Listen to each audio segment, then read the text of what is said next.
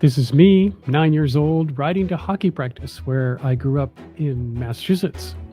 Got my skates on, I got my hockey stick, totally fired up to get out there on the ice. But this is how every practice looked. A total puck scramble. Every kid out there is chasing the puck at the same time. It's really just a messy blur of skates and hockey sticks and no real strategy. No one's passing, no one's breaking away, and definitely no one is scoring. And then there's this guy who basically has just given up.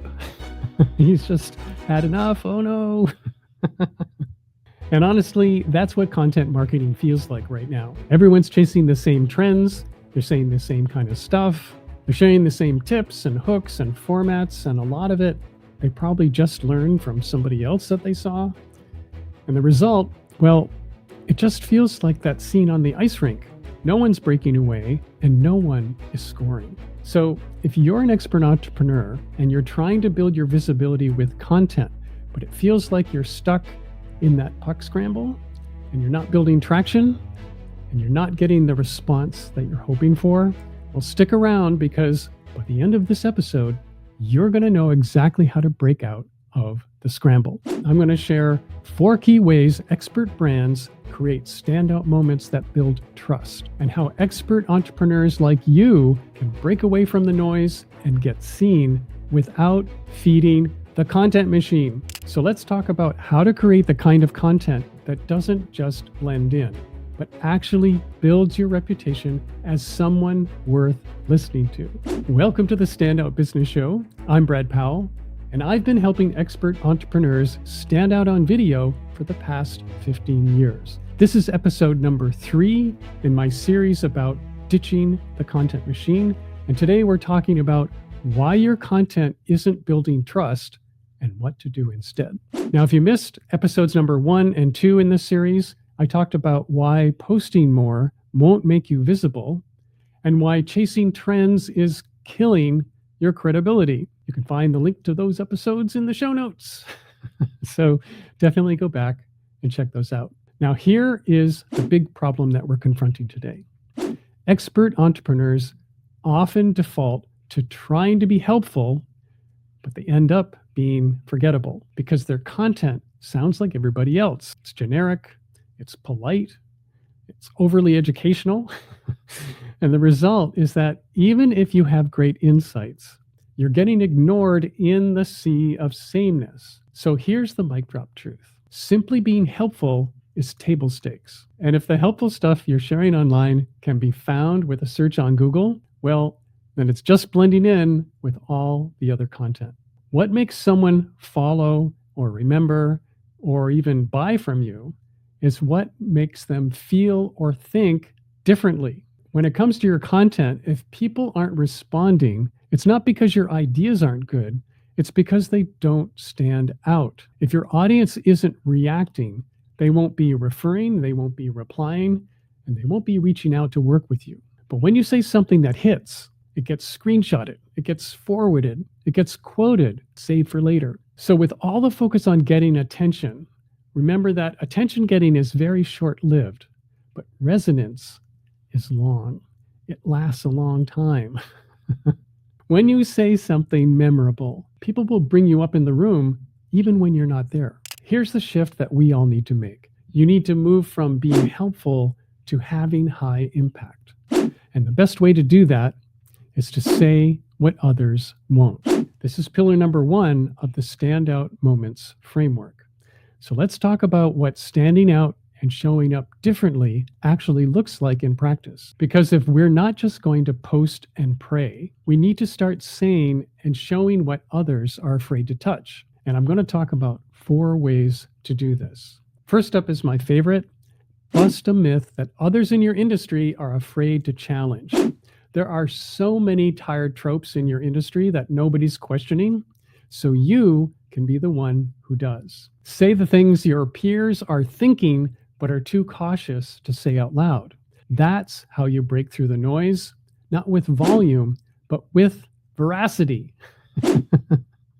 For example, Let's start with one of the biggest myths in content marketing today. The myth is if you want to be seen and get clients, you need to post more.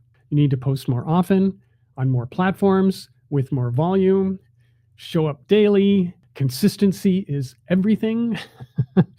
But here is the reality. More content does not equal more clients. And if you believe that, it's not your fault, because everywhere you look, every coach, every course, every algorithm update, they've all been pitching you the same prescription. Be everywhere, post every day. But here's what they don't tell you. Posting daily doesn't necessarily build trust, especially when what you're posting doesn't say anything new or bold or even real. It doesn't make you more visible. It actually makes you forgettable, because you end up saying the same stuff that everyone else can say. So what's the new way? The new way isn't about content volume. It's about content value. It's not about being viral. It's about being vital to the right people. You don't need more content. You need more connection. And that comes from showing your audience exactly who you are and why you're different.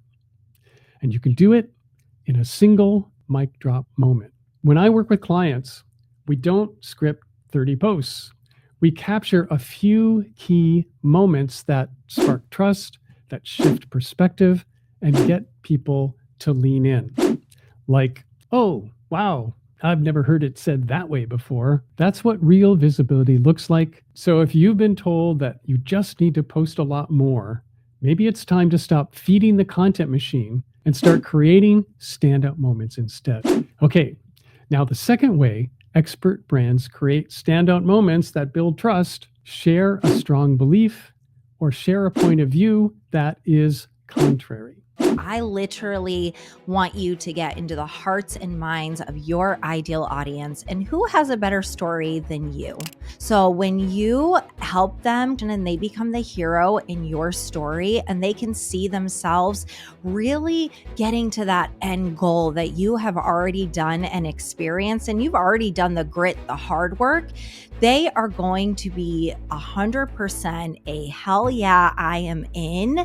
So I like for you to intertwine your offer into your story where it is naturally selling, and we are selling without the sleaze. That was Andrea Merrill, who's a brand strategist and storytelling coach. And she's cutting through the noise here with something that most marketing advice ignores completely. She's not talking about optimizing your funnel or repurposing more content. She's saying that you already have what your audience needs. And your story, your lived experience, is that bridge that builds real trust. Here's the kicker. When you share your perspective with clarity and your conviction, it actually makes the right people say, hell yeah, I'm in. And that's not about the algorithm. It's not about going viral. It's about resonance. It's about owning your authority without begging for attention. Because as Andrea's framing reminds us, people don't follow experts because they're flashy. They follow them because they feel seen by your story. And here's what I think. Standing out isn't about louder content. It's about being super clear and open about what you believe in. That's what makes you memorable. That's what makes people trust you. And that's what gives you the kind of authority that doesn't expire with the social media platform's next mood swing. All right, so the third way that expert brands create standout moments is to take a stand for your clients by standing against all the BS that's confusing them. See, we think the question your customers start asking now is, do you care about me? Do you see me? Do I matter to you? Or is this just another transaction for you? It's like one of those deep human desires is people want to be seen and liked. Once or twice a year, do one or two things and you'll blow their mind. I mean, it's not that complicated. Once or twice a year, you just do something that says, hey, I know you in particular, and that little personal touch unlocks this next kind of relationship. And it feels like this is a relationship, not just a transaction. And so yeah, build trust. Can we count on them? And then now I want to know, do you care about me? we just little things say, I remember you in particular and I like you. And that unlocks another category of customer relationship. That's Scott Wozniak, and he's an author and a B2B consultant who's worked for big brands like Chick-fil-A. And he's talking about something we rarely hear in conversations about visibility, which is the cost of treating your audience like a number. We've already talked about how algorithms don't build trust. Well, transactional tactics don't either. But a single moment of specific recognition, that changes everything. When you remember a client's birthday, when you reference something they said in a comment 6 months ago, when your content makes them feel like you were thinking of them, that's when trust deepens. That's when they stop thinking of you as just another voice online. And here's where I take a stand. If you're just chasing reach, you're missing the real metric that matters, relationship equity. So take a stand for your clients by showing them in the way you communicate that they matter to you, because that's how you build a brand that isn't just followed, it's felt. Imagine getting a comment back that doesn't just say, I hear what you're saying, but I feel you. Okay, so my last point on how to build trust with your content. Don't just answer the question, reframe it entirely.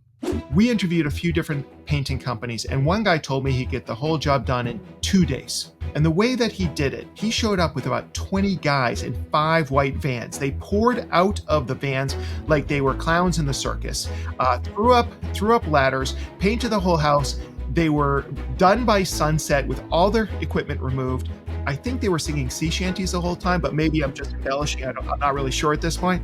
They came back 2 days later after the paint had dried, did the whole thing again, and then they were gone. And as you can imagine, 20 guys painting your house with 5 vans out front, the neighbors took notice and they were asking questions about it. To your point of, having remarkability means people can tell that story again and again.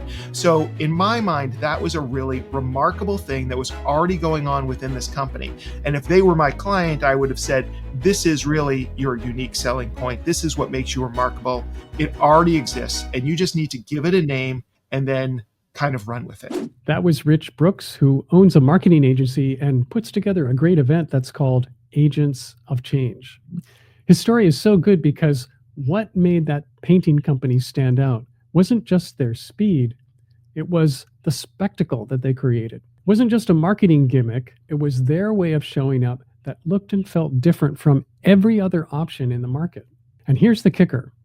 They weren't doing it for attention, they were doing it to deliver on their promise. But the side effect? People talked, people shared, and that's the moment when visibility becomes effortless, when people want to tell your story for you. My takeaway from that is don't just try to say the right thing. Give people the story that they're going to tell at dinner. Find the part of your process that already stands out, give it a name, and frame your narrative around that. Reframing isn't about clever marketing. It's about giving your work the story it deserves. Here's the mic drop truth. People don't remember the safe answer. They remember the moment you said something that cracked open their thinking. So as we wrap this up, here's my final takeaways. Number 1, posting more isn't the answer. Posting with purpose is. Your audience doesn't need more of you. They need more meaning from you.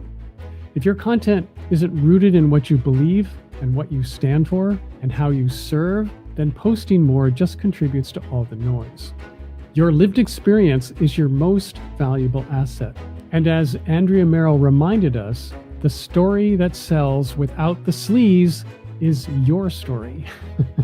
When your audience sees themselves in your journey and how you overcame the same obstacles that they face, that's when trust is built. Number 2, if you want loyalty, then take a stand. Scott Wozniak nailed it. Your clients don't just want results, they want to feel seen. Trust isn't built through clever content, it's built when people feel you're on their side. When you name the confusion, the chaos, the BS that they're tired of, they trust you to lead them somewhere better. To the promised land. Takeaway number 3, as Rich Brooks showed us, it's often the way you show up that thing that already makes your business different, that becomes your best story. When you give that moment a name and share it with intention, that becomes unforgettable. And finally, number 4, your best content, it's not content at all. It's a moment. It's a moment of clarity, of resonance, of conviction. That's what people remember. That's what gets shared. And that's exactly what we help you create with Mic Drop Moments. So if today's episode has you rethinking about how you show up, and if you're curious about how you could be capturing and sharing your own standout moments, then I invite you to schedule a call with me. Just go to standoutcall.com and pick a time for us to talk. And in the next episode, we're going to talk about how to stop blending in even when your message feels too boring to break through. Because here's the thing, it's not your message, it's the way you're telling it. And I'm going to show you how to use unexpected angles to make your expert insights feel fresh and impossible to ignore. And I'll share a few strategies for helping your audience see themselves in your story, so your content doesn't just stand out, it sticks. That's coming up in episode number 4 in this series about ditching the content machine. It's called Your Message Isn't Boring, It's Just Not Sticky Yet. So hit follow or subscribe so you don't miss it. Trust me, you're going to want to tune in. And until next time, so long.